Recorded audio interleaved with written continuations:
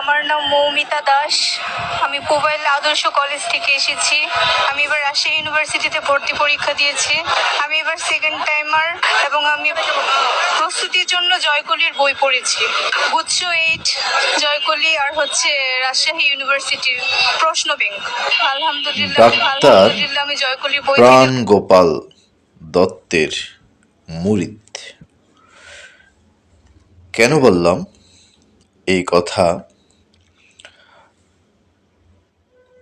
এই মেয়েটি আপনারা দেখেন, আমরা কিন্তু বলি, আমরা যদি আমার মুসলিম ভাই একজন যদি আমাকে সালাম দেয়, আমিও সালাম দিই, বা সেটা স্বাভাবিক একটা বিষয় যদি হয় আর কি। তো এই কৃতজ্ঞতাবোধ এই মেয়েটি দেখেন, এখন এখানে পোস্ট দিছে যে অনেকে, আমি শিল সম্প্রদায় প্রেসেস থেকে এই ভিডিওটা পেলাম। পাওয়ার পর দেখলাম যে এখানে বলছে যে মেয়ে কিন্তু ধর্মীয় শিক্ষা দেয় নাই মা বাবা ঠিকই ধর্মীয় শিক্ষা দিয়েছে।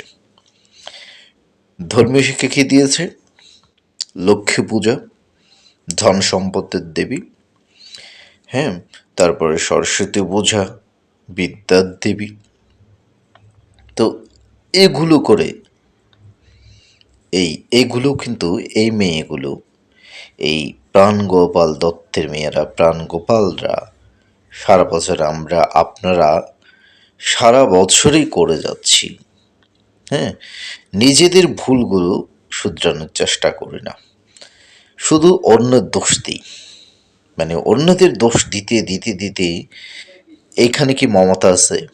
নাকি এখানেও মমতার দোষ দিবেন? ওর কি কেউ জোর করছে আলহামদুলিল্লাহ বলার জন্য? নাকি জোর করছে কেউ? আপনারা বুঝি না ভাই, শুধু মানে অজুহাত একটা দাঁড় করাই দেন। কি অজুহাত? মানে আমাকে অমুক জায়গায় জোর করে আমি এখানে থাকতে পারি না, অমুকের জন্য এইভাবে থাকতে পারি না, সেটা কিন্তু নিজেদের দোষগুলো দেখেন না। এই মেয়েটা কি কেউ জোর করছে আলহামদুলিল্লাহ বলার জন্য? তাহলে মানে ও বলছে কেন? ও তো এতদিন সরস্বতী পূজা করছে, সরস্বতীর নামটা তো বলতে পারতো নাকি? কিন্তু সেটা তো বললো না। সারা বছরই যে সরস্বতী পূজা করতো, বিদ্যা দেবীর কাছে বিদ্যা চাইছে, ও টিকার পরে ও বলছে না। তো এইখানে তো ওরা কেউ জোর করে নাই। তা আমাদের প্রাণগোপাল দত্তের কথা মনে আছে। প্রাণগোপাল দত্ত যখন এমপি ছিল, তখনই মানে ওই যে ভাই ওয়াস মাহফিল কোথায় গিয়েছিল আপনাদের সবারই মনে আছে। ওয়াস মাহফিলে আমার সম্ভবত মানে একবারও কিন্তু ওনার যে মানে জীবনে এত দূর এসেছেন, একজন নাম করা ডাক্তার হয়েছেন, ভগবান সরস্বতী কারো নাম কিন্তু মুখে নেয় নাই। তো আমরা সবসময় মানে শুধু মানে অজুহাত তুলি, মাঝখানে অজুহাত একটা দাঁড় করাই দিই। মানে আমার নিজের পেছনে যে ময়লা, আমার সমাজে যে ময়লা, সেগুলো পরিষ্কার করতে চেষ্টা করি না, সেগুলোকে চেষ্টা করি আগে। এগুলো কেন হচ্ছে?